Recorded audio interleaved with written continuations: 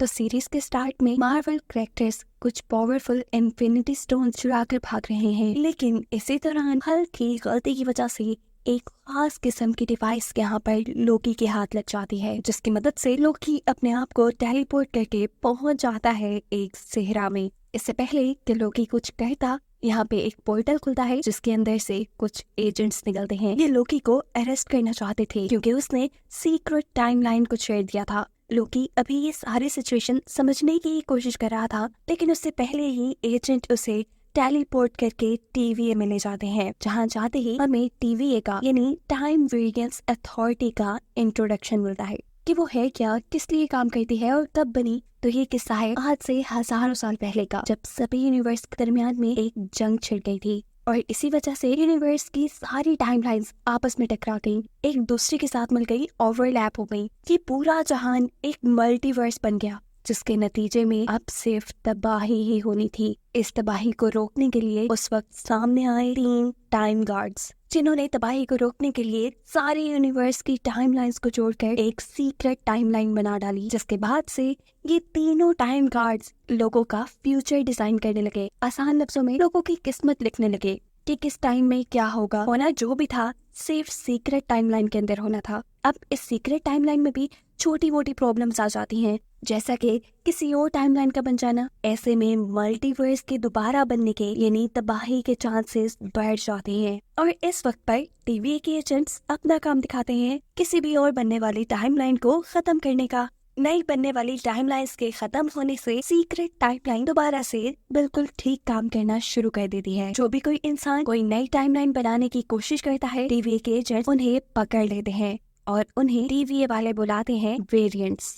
जैसे अभी इन्होंने लोकी को पकड़ा था, लोकी को जज के सामने ले आते हैं। जज पूछते हैं, तुम्हारे ऊपर सीक्रेट टाइमलाइन को छेड़ने का इल्जाम है, क्या तुम इसे मानते हो? लोकी कहता है, नहीं, आप गलत इंसान को पकड़ लाए हैं। टाइम में छेड़छाड़ तो मार्वल्स कर रहे थे, उन्हीं की वजह से मुझे ये डिवाइस मिली और इसी डिवाइस की मदद से मैं टेलीपोर्ट हो पाया। यहाँ जज उसे बताती है कि मार्वल्स का टाइम ट्रेवल करना पहले ही फ्यूचर में लिखा हुआ था, लेकिन तुम्हारा वहाँ से भागना नहीं, क्योंकि मार्वल एवेंजर्स को एंशिएंट मोक ने बताया था कि अगर सभी इन्फिनिटी स्टोन्स को असली जगह पर रख दिया जाए तो कोई भी नई टाइमलाइन नहीं बनेगी और जो पहले सीक्रेट टाइमलाइंस के अलावा टाइमलाइन बनी भी है वो भी सब खत्म हो जाएंगी। मार्वल एवेंजर्स तो सिर्फ टाइम ट्रेवल करके इन्फिनिटी स्टोन्स को उनकी जगह पर पहुंचाने के अपने मिशन पे थे, जिससे सभी नई बनी हुई टाइमलाइंस खत्म होकर तबाही मिट जाती। पर तुमने टाइम ट्रेवल करके एक और नई टाइमलाइन बना डाली, इसीलिए जज उसे रीसेट होने की सजा सुनाती है, जिसमें उसकी सारी याददाश्त मिटा दी जाएगी। लेकिन सजा के टाइम से पहले ही यहाँ पर टीवी का एक एजेंट मोहबिस आ जाता है, जो लोकी को अपनी जमानत पे यहाँ से ले गया था। वो लोकी को लेके जाता है टाइम टीवी के पास, जहाँ पे लोगों का पास्ट और फ्यूचर देखा जा सकता है। वो लोकी को उसका फ्यूचर दिखा के कहता है कि तुम सबको इतना तंग क्यों करते हो? तब लोकी यहाँ मोबिस से कहता है, अरे तुम क्या जानते हो मेरे बारे में? मोबिस जवाब देता है, मैं तुम्हारा पास्ट क्या तुम्हारा फ्यूचर तक जानता हूँ। वो लोकी को उसका फ्यूचर दिखाता है, जहाँ उसी की वजह से उसकी मॉम मर जाएंगी। ये देखकर वो खुद भी इमोशनल हो गया। वो यहाँ से भागने की कोशिश करता है, लेकिन भाग नहीं पाता। उसे यही बड़े इन्फिनिटी स्टोन्स पे रखे हुए नजर आते हैं, जिन्हें यहाँ बस पेपर वेट की तरह इस्तेमाल किया जा रहा था। और ये देखकर वो समझ गया था कि ये जगह कितनी ताकतवर है, यहाँ से निकलना उसके बस की बात नहीं। उसके बाद वो मोबिस के पास वापस आ जाता है और फिर मोबिस से सवाल करता है, आखिर तुम क्या चाहते हो मेरे से? तुमने मुझे जज से क्यों बचाया? जवाब में मोबिस कहता है कि मुझे तुम्हारे ही वेरिएंट्स यानी दूसरे लोकी जो कि दूसरी टाइमलाइंस पे हैं और सीक्रेट टाइमलाइन से छेड़छाड़ कर रहे हैं, उनको पकड़ना है। लोकी तैयार हो जाता है और इसी दौरान इन्हें खबर मिलती है कि वेरिएंट लोकी ने इस मर्तबा टीवीए के एक एजेंट को ही गायब कर लिया है। लोकी को अब ये मामला काफी गंभीर लग रहा था, इसलिए वो कहता है कि हमें ये प्रॉब्लम सॉल्व करने के लिए टाइम गार्ड से मिलना चाहिए। और लोकी की ये बात टीवीए के बाकी एजेंट्स को जो इस मिशन का पार्ट थे उन्हें शक में डाल देती है कि लोकी टाइम गार्ड से मिलने की बात क्यों कर रहा है। होना हो जरूर उसने टाइम गार्ड्स को मार कर टीवीए पर कब्जा करने की प्लानिंग की होगी। इसी शक के चलते सभी लोकी को इस मिशन से निकाल देते हैं। पर मोबिस को अभी भी लगता था कि उन्हें लोकी को एक मौका जरूर देकर देखना चाहिए। लोकी भी अपने ऊपर लगाए इल्जामात के बावजूद अपने वेरिएंट को ढूंढने की कोशिशों में लग जाता है और रिसर्च करते हुए उसे ये बात मालूम होती है कि वो वेरिएंट ऐसी जगहों पे जाकर छुप रहा है जो जगह डिफरेंट टाइमलाइंस में तबाह होने वाली हो, और अगर ऐसी जगह पर वो कोई भी काम करता है उसका फर्क सीक्रेट टाइमलाइन पे नहीं पड़ेगा, क्योंकि वो जगह तो खुद ही तबाह होने वाली है। मोबिस को लोकी की बताई ये थ्योरी थोड़ी ठीक लग रही थी, इसलिए ये लोग उन जगहों को सर्च करना शुरू करते हैं जो आने वाले वक्त में तबाह होने वाली थी, और इन्हें 2050 के वक्त में एक रॉक्सगार्ड के नाम से जगह पता चलती है जो तबाह होने वाली थी। मोबिस लोकी और अपनी टीम को लेकर उस वेरिएंट को मारने के लिए वहां पर पहुंच जाते हैं। यहाँ आकर इन्हें मालूम होता है कि इस वेरिएंट ने इस जगह के सभी लोगों को अपने कंट्रोल में किया हुआ था, यहाँ तक कि टीवीए के गायब हुए एजेंट को भी। लोकी जब अपने ही वेरिएंट के पास उससे बात करने के लिए चाहता है तो वो उसे देखकर हैरान रह चुका था, क्योंकि ये एक फीमेल लोकी थी। खैर वो यहाँ से बात करता है और अपने साथ मिलने की ऑफर देता है ताकि वो और फीमेल लोकी दोनों मिलकर टीवीए पर कब्जा कर सकें। लेकिन टीवीए के एजेंट्स पहले जो लोकी के ऊपर शक कर रहे थे वो बिल्कुल ठीक कर रहे थे। उसका प्लान था टीवीए पर कब्जा करने का, लेकिन यहाँ पर फीमेल लोकी उसे मना कर देती है, क्योंकि उसे तो हर हाल में टीवीए को बर्बाद ही करना था। इसीलिए वो अब टीवीए के बहुत से टाइम सेट रोबोट्स को अलग अलग टाइम्स में भेज देती है, जिसकी वजह से सीक्रेट टाइमलाइंस के अंदर और टाइमलाइन बनना शुरू हो गई थी, यानी बर्बादी आना शुरू हो चुकी थी। लोकी अपनी फीमेल वेरिएंट को रोकने के लिए उसे पकड़ने के लिए आगे बढ़, पर इतने में ही फीमेल वेरिएंट यहाँ से एक पोर्टल खोलते हुए गायब हो जाती है। पोर्टल अभी खुला था और मौका पाते ही लोकी भी उसी पोर्टल के अंदर अपने फीमेल वेरिएंट के पीछे चला जाता है। ये दोनों इस पोर्टल के जरिए असल में टीवीए के अंदर ही आए थे। अजीब बात थी कि टीवीए के अंदर कोई नहीं था, क्योंकि टीवीए के सभी एजेंट्स उन टाइमलाइंस को मिटाने के लिए चले गए थे जो अभी लोकी की फीमेल वेरिएंट ने सीक्रेट टाइमलाइन के अंदर बनाई थी। लोकी टाइम गार्ड से मिलना चाहती थी, इसीलिए वो यहाँ के सभी गार्ड्स को हराते हुए तेजी से आगे बढ़ रही थी। लेकिन इतने में ही उनके सामने आ जाती है टीवीए की जज, जो अपने टेम्पलेट के जरिए इन्हें यहाँ से टेलीपोर्ट करके 2077 में भेज देती है, एक ऐसे मून जो तबाह होने वाला था। टेम्पलेट डिवाइस जो टीवीए के एजेंट्स के पास होती थी लोगों को या अपने आप को टेलीपोर्ट करने के लिए, वही एक डिवाइस फीमेल लोकी के पास भी थी। इस डिवाइस का यूज करते हुए वो इस तबाह होने वाली जगह से कहीं दूर जाना चाहती थी, लेकिन इन्हें मालूम होता है कि टेम्पलेट की बैटरी लो हो चुकी है और ऐसे ये लोग टेलीपोर्ट नहीं हो सकते। इस मुश्किल वक्त में फीमेल लोकी की मदद लेने के लिए तैयार हो जाती है। ये लोग साथ मिलकर काम करने का फैसला करते हैं और एक एनर्जी सोर्स ढूंढते हैं जिससे वो इस टेम्पलेट को चार्ज कर सकें। इन्हें यहाँ कोई एनर्जी सोर्स तो नहीं मिलता। खैर ये बात जरूर पता चल जाती है कि यहाँ के सभी लोगों को स्पेस रॉकेट में बिठाकर इस जगह से बाहर निकाला जा रहा है। इन्हें यकीन था कि इन्हें उस रॉकेट में इतनी एनर्जी जरूर मिल जाएगी कि इनका टेम्पलेट चार्ज हो सके। उस स्पेस रॉकेट तक जाने के लिए ये लोग एक ट्रेन पकड़ते हैं, जहाँ पर लोकी बहुत ही उटपटांग की हरकतें करता है। गुस्से में ट्रेन के लोग लोकी को उठाकर ट्रेन से बाहर फेंक देते हैं और ना चाहते हुए भी फीमेल लोकी को उसके पीछे जंप करनी पड़ती है, क्योंकि टेम्पलेट अभी तक लोकी के पास ही था जो उसके गिरने की वजह से टूट चुका था, जो देखकर ये दोनों ही बुरी तरह उदास हो चुके थे। अब ये जगह तो तबाह होने वाली थी, टेम्पलेट नहीं था, फिर भी किसी न किसी तरीके से तो उन्हें इस जगह से निकलना ही, इसलिए ये लोग पैदल ही उस स्पेस रॉकेट तक सफर करने का फैसला करते हैं, जिसके जरिए लोग यहाँ से बाहर निकल रहे थे। रास्ते में फीमेल लोकी को बताती है कि टीवीए में जितने भी लोग काम कर रहे हैं, जितने भी एजेंट्स हैं, उन्हें टाइम गार्ड्स ने नहीं बनाया, बल्कि ये खुद भी वेरिएंट्स ही थे। यानी इन लोगों ने भी किसी न किसी टाइम में सीक्रेट टाइमलाइन से छेड़छाड़ की थी, जिसके बाद इनको रीसेट करके इनकी याददाश्त मिटाकर इन्हें एजेंट बना दिया गया। बातें करते करते ये लोग स्पेस रॉकेट तक भी पहुंच चुके थे। इससे पहले कि ये लोग उसके अंदर बैठते, इस मून के साथ जो एस्ट्रॉइड टकराने वाला था वो एस्ट्रॉइड आकर गिर जाता है उसी स्पेस रॉकेट के ऊपर, जिसकी मदद से ये दोनों यहाँ से भागने वाले थे और ऐसे इनकी आखिरी उम्मीद भी टूट जाती है। उदास सिल्वी को यहाँ अपने भयानक बचपन की यादें आने लगती हैं। जब वो बहुत छोटी थी तो एक दिन टीवीए के एजेंट्स उसके पास आकर उसे ले गए, हालांकि उसका कोई कसूर नहीं था। इतनी सी बच्ची सीक्रेट टाइमलाइन के साथ कैसे छेड़छाड़ कर सकती थी, लेकिन पता नहीं क्यों टीवीए वाले की बात समझे ही नहीं। इनसे अपने आप को बचाने के लिए फीमेल लोकी, जो कि उस टाइम बच्ची थी, उसने एक एजेंट का टेम्पलेट चुराया और वहाँ से भाग गई। वो दिन और आज का दिन टीवीए वाले उसके पीछे पड़े हैं, लेकिन वो आज तक उनके हाथ नहीं आई। इसीलिए तो फीमेल लोकी टीवीए से इतनी नफरत करती थी, क्योंकि टीवीए ने उसके मॉम डैड के साथ उसका बचपन भी छीन लिया था। ये सभी बातें वो दूसरे लोकी को बता रही थी, क्योंकि अब जिस जगह वो थे वो जगह तबाह होने वाली थी और हो सकता था कि ये दोनों भी यहीं मर जाते। ये दोनों ही इमोशनल होकर एक दूसरे के करीब आ जाते हैं और इनके करीब आने से दोनों टाइमलाइंस में थोड़ी छेड़छाड़ होती है और ऐसे टीवीए वालों को इनकी लोकेशन पता चल जाती है। वो लोग आकर इन दोनों को ही अरेस्ट कर लेते हैं। इन दोनों को ही TVA में लेकर आया जाता है, जहाँ मोबिस लोकी से गुस्सा था। लोकी उसे समझाने की कोशिश करता है कि नहीं, मैंने तुम्हें धोखा नहीं दिया, और वैसे भी TVA को जो तुम समझ रहे हो, TVA वो नहीं है। यहाँ के सभी एजेंट्स को टाइम गार्ड्स ने नहीं बनाया, बल्कि वो तो सबके सब वेरिएंट्स ही थे। लेकिन मोबिस उसकी एक बात सुनने को तैयार नहीं था और उसे यहाँ सजा के तौर पे एक टाइम लूप में फंसा देता है। जबकि दूसरी तरफ ही में लोकी जिस एजेंट के पास थी, वो अपनी पावर से इस एजेंट की सारी मेमोरीज को वापस ले आती है। एजेंट बनने से पहले की मेमोरीज, जब वो एक वेरिएंट थी, उस टाइम पर वो दुनिया में अपनी फैमिली के साथ बहुत खुश थी। लेकिन फिर TVA वालों ने उसे पकड़कर उसको रीसेट कर दिया, उसकी मेमोरीज ट्रेस कर दी और उसे यहाँ का एजेंट बना दिया। TVA की सच्चाई जानने के बाद ये एजेंट भी TVA से गुस्सा हो चुकी थी और फीमेल लोकी का साथ देने को तैयार भी हो चुकी थी। यहाँ मोबिस के दिमाग में भी लोकी की बातें घूम रही थी कि TVA की सच्चाई वो नहीं है जो मोबिस को दिखती है। इन्हीं बातों को अपने दिमाग में लिए वो TVA के जज के पास जाता है और उससे फीमेल लोकी और दूसरी एजेंट से मिलने को कहता है, जिसे लोकी ने गायब कर लिया था। लेकिन जज दोनों से ही मिलने से मना कर देती है। उसके एक्सप्रेशन को देखते हुए मोबिस को अब कुछ ना कुछ गड़बड़ी महसूस हो रही थी, इसलिए वो जज का टेम्पर चुरा कर यहाँ से चला जाता है। इस टेम्पर में वो उस एजेंट के बारे में सर्च करता है जिसे फीमेल लोकी चुरा के ले गई थी, और यहाँ उसे सच्चाई पता चल जाती है कि पास्ट में वो एजेंट अपनी फैमिली के साथ एक नॉर्मल जिंदगी गुजार रही थी, लेकिन TVA ने उसे पकड़कर उसे रीसेट किया और यहाँ का एजेंट बना दिया। ये सब जानने के बाद मोबिस को लोकी की बातों पे यकीन आ जाता है और वो लोकी को टाइम लूप से बाहर निकाल लेता है।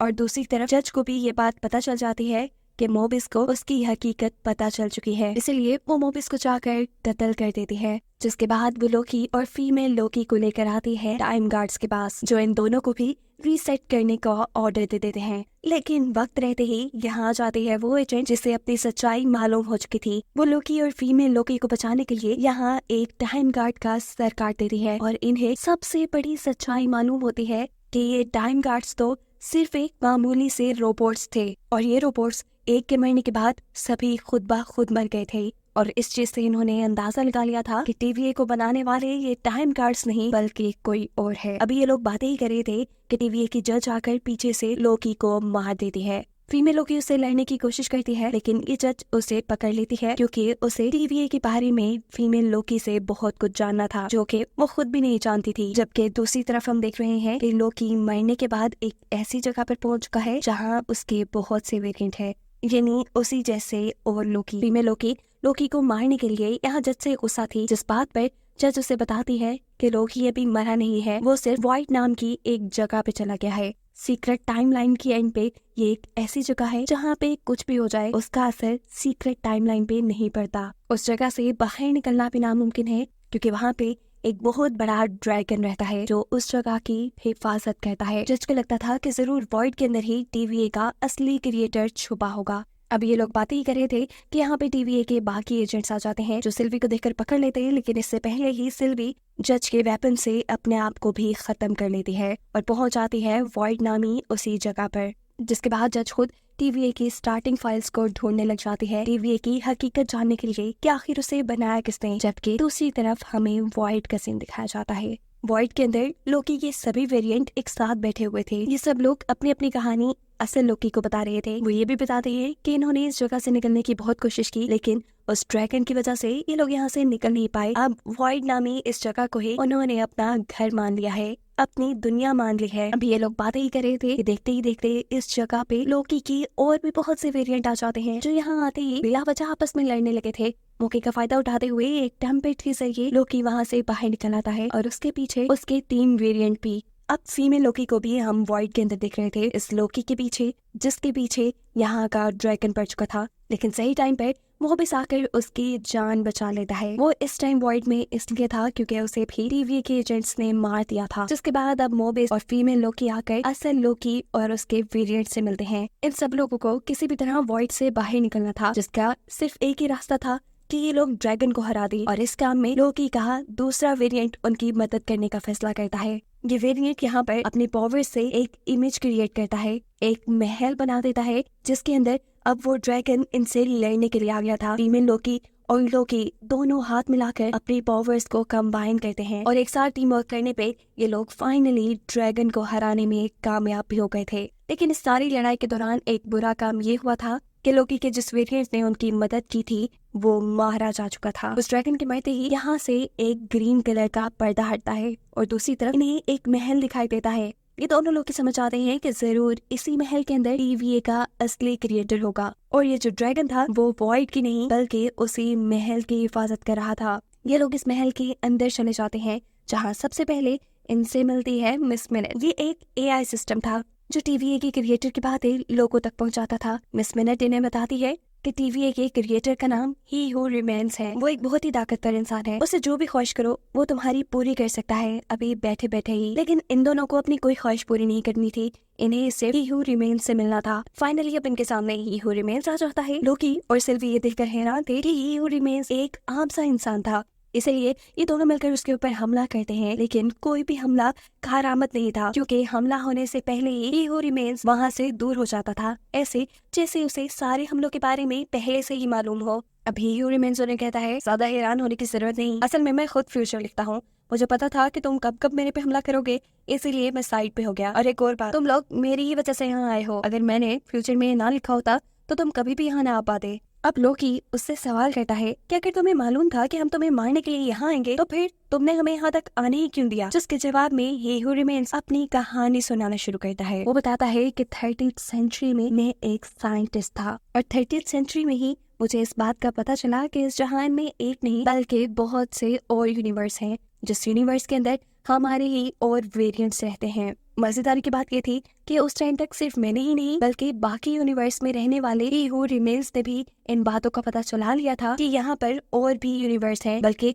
उनकी टेक्नोलॉजी तो और भी ज्यादा स्ट्रॉन्ग थी। उन्होंने तो एक यूनिवर्स से दूसरे यूनिवर्स में आने तक के तरीके भी ढूंढ लिए थे। जिसके बाद मेरे सभी वेरिएंट्स जो कि अलग-अलग यूनिवर्स में रहते थे वो सब आपस में मिले और उन्होंने अपनी अपनी टेक्नोलॉजी एक दूसरे के साथ शेयर की। लेकिन फिर एक दिन ऐसा आया कि मेरे एक बुरे वेरिएंट ने दूसरे यूनिवर्स पर कब्जा करने के लिए जंग शुरू कर दी, जिस जंग के नतीजे में बहुत सी टाइमलाइंस मिल गई और यहाँ मल्टीवर्स बन गया। इस सारी लड़ाई में मैं जो यहाँ बैठा हूँ, मैंने एक ऐसी क्रिएचर, एक ऐसे ड्रैगन को ढूंढा जो सब कुछ खा सकता था और मैंने उसी ड्रैगन की मदद से बाकी सभी यूनिवर्सेस के अपने सभी वेरिएंट को मरवा दिया। जिसके बाद सिर्फ एक ही हू रिमेन्स यानी मैं बचा और एक ही टाइमलाइन बची और अपनी ही टाइमलाइन की हिफाजत करने के लिए मैंने TVA को बनाया। ही हू रिमेन्स कहता है कि अगर तुम दोनों यहाँ पर मुझे मार दोगे तो यहाँ दोबारा से मल्टीवर्स बन जाएगा, एक जंग दोबारा से शुरू हो जाएगी। यहाँ पर अब ही हू रिमेन्स लोकी के असल सवाल का जवाब देता है और कहता है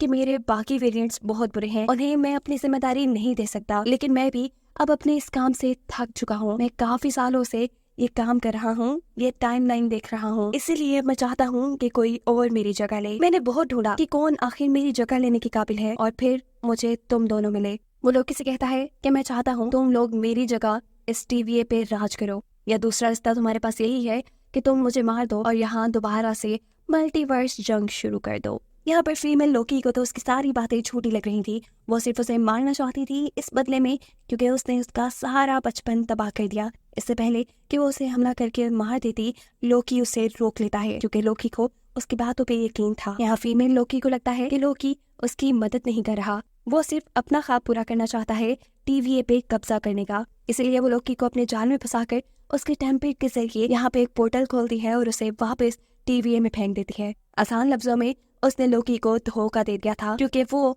ही हू रिमेन्स को मारना चाहती थी। बिना वक्त ज़ाया किए फीमेल लोकी अपना बदला ले लेती है। ही हू रिमेन्स के सीने में तलवार मारकर उसे जान से मार देती है, जिसके मरते ही उसकी सभी बातें सच होने लगी थी। यानी यहाँ पर मल्टीवर्स जंग शुरू होने लग गई थी। सीक्रेट टाइमलाइन के अंदर बहुत सी और टाइमलाइंस आकर जुड़ने लगी थी, जिसे अब TVA वाले भी कंट्रोल नहीं कर पा रहे थे। लोकी जो अब TVA के अंदर आ गया था, वो जल्दी से जाकर मोबिस से मिलता है। वो मोबिस को बताता है कि मैंने TVA के क्रिएटर ही हू रिमेन्स को पकड़ ही लिया था, लेकिन फिर अचानक मुझे TVA में भेज दिया गया।